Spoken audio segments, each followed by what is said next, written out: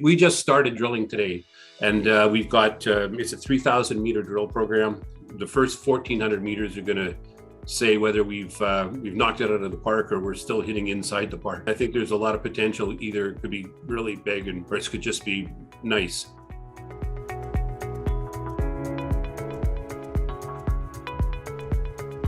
Hello to viewers tuning to Assay TV. In this edition, I'm introducing Golden Arrow Resources, an exploration and development company with a track record of successful discoveries throughout South America.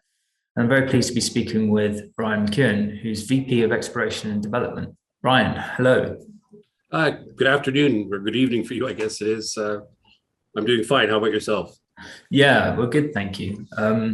Just really looking forward to getting under the hood of the company a little bit for viewers who might be new to Golden Arrow. Could you just talk us through the background of the company at all? Yeah, I'd be happy to. Golden Arrow is part of the Grosso group of companies, and Joe Grosso, our chairman and CEO, has been active in Argentina since 1993, and through that process, 27 years, we've had, not with me part of the team always, but some great success. There's been 4 discoveries. Got a very good track record in Argentina. A very good group, a lot of experience, and that's how we kind of got to where we are right now. We had a recent project, the Chinchillas project, which we was a joint venture with. Well, we were partners. It was our project and another company, SSR Mining. We merged and we sold that. So we monetized that. So it put us in a very good financial position right now. So we've got, I think, around $18 million in the bank right now. So that's a healthy chest for a junior exploration company. So I think when you look at the company, a broad brush, we've got a very strong management group. You know, we've got money, and we've got some really good projects that I'd be happy to talk about. Yep, certainly. Great leverage having, Grosso Group involved, and great balance sheet, as you mentioned. Who else is on the management team? Just take us through that, some of the expertise that you guys can all bring to this exploration. Well, I mean, without sounding like we're a bunch of old guys, which basically are, we have probably 150 or 200 years experience on the management and the board team. I mean, we've got Joe Grosso, who's been around, and Nico Kakos are, kind of our corporate development people and been involved in M&A. Myself, I've been in the industry for 35 years with a lot of experience doing this kind of stuff in resource and reserve work. David Terry, one of our directors, he's a great help on the technical and business side. And I think one of the things that we've developed over the years is a really, really strong infrastructure of people outside of that core. Like our group in Mendoza, our technical group down there, to me, are second to none. Hugo Carranza, our chief geologist down there, and Gustavo Fellini, who basically runs the office. So we've got a very good group, very, very strong group, a group that's we've found mines, built mines, merge mines, taken them away, run mines. So we've got an awful lot of experience, and we're well positioned going forward.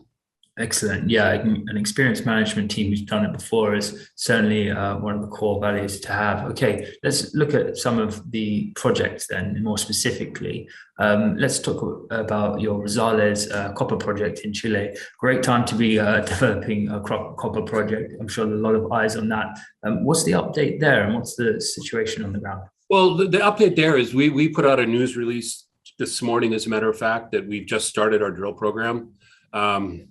What's exciting, there's a lot of reasons to be excited about Rosales, but Rosales is a project that we went out and we found on our own. It was a project that we staked. It's inorganic, or organic, I'm sorry.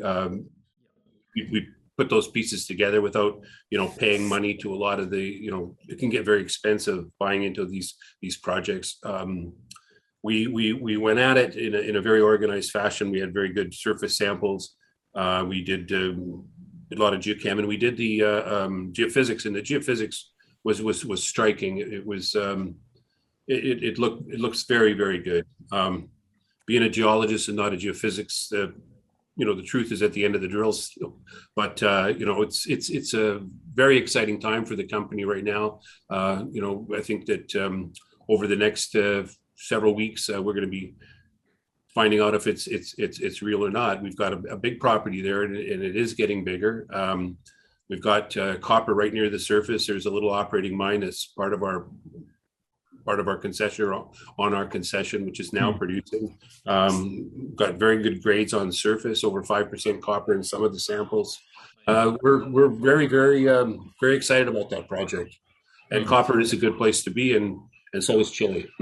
Yeah, certainly. Great jurisdiction with a pedigree for copper. But what's the next milestone on that? You're waiting for more results from the... the milestones are we just started drilling today, and we've got, it's a 3,000 meter drill program. So we're the first 1,400 meters are going to say whether we've knocked it out of the park or we're still hitting inside the park. I mean, I think there's a lot of potential. Either it could be really big, or it could just be nice. And so over the next little while, watching those drill results, that's going to be the big thing at Rosales. And if we do hit, then we'll expand that drill program very quickly and try to take advantage of this good copper market. Yep. Look, copper mines take a while to bring online. What's the situation of Rosales? What's the local infrastructure like? The airports? What's it like on the path? Adam, that's actually an excellent question. I mean, we're just outside of Copiapó, which is there's not much to do in Copiapó besides mine. There's some of the biggest mines in the world there.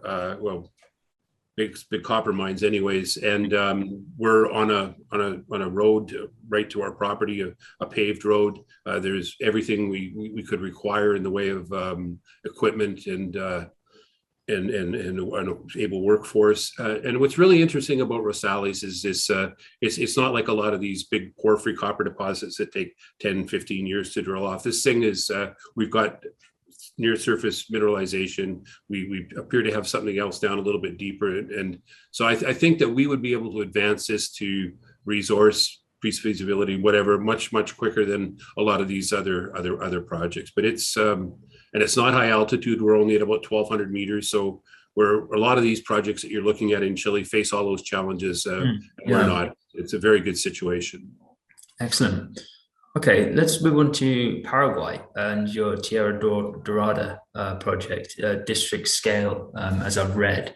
Tell us about the geology. What's interesting there? What's some of the numbers?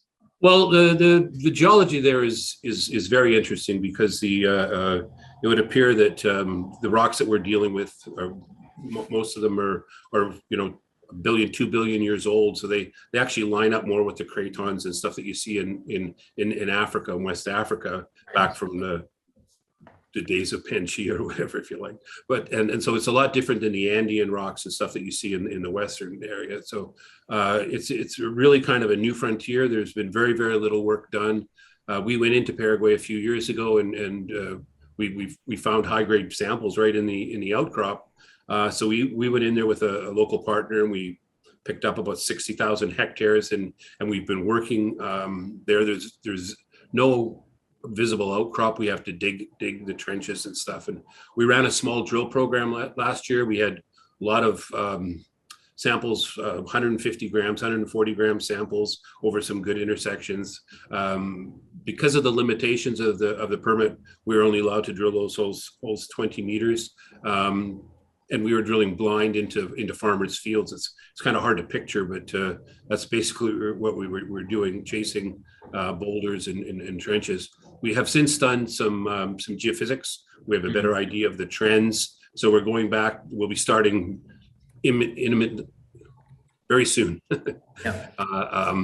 With another drilling program in there on the shallow holes, and then as soon as we get the permit for the deep, we'll be drilling the deeper holes. But it's one of those another one of those hit the ball out of the park things that we don't know what we have. It could be just district scale. It's no one's been there, and it's we're the first ones there on the ground looking at some new, very old geology. Yeah, excellent exploration there. I've got to ask though about Paraguay. Usually overshadowed by Chile, Peru, Brazil, other mining jurisdictions. But what's it like there as a mining company? Well, as a mining company, to be honest, we're kind of helping them write some of the the code as we go. We're new there. It's new, and that has only been complicated to the 10th degree because of COVID and trying to navigate around all that. But we found that we can get it done. I don't think it's on anybody's radar screen. We were invited to come in and have a look at another project when we came across this, and I mean, who knows? It could be huge. I mean, we're hoping that. We just need to put together. We have the intersections. We've got good intersections. We just need to put those intersections together as into ounces, and we're very, very hopeful there, though. Yeah. Very hopeful. Excellent. And Argentina, you've got lots of exploration targets there, big land packages, and also a pedigree in the company and a history, and a history in the country. Do you have any update of? Yeah, I would like to touch on that. That's nice that you asked. Good that you asked. We have our head office is, as I mentioned, in Mendoza. We've got a very, very good group there, and we've got over 180,000 hectares of very prospective projects. We've signed a deal last year with a company called Hanak that's going to be working on our Caballos project. We have 3 other near signed joint ventures on our properties with other people. We have signed a deal with Mirasol for one of their projects in Santa Cruz that we like, and we still have our projects in Rio Negro that we haven't gotten around completely to, that we were working on a little bit earlier. We've got some high grade gold showing up there. So we've got a lot of things going on in Argentina, but with this game, or not game, sorry, with what we do, we almost kind of bubble sort this, where the best always goes to the top, and that's what gets the attention.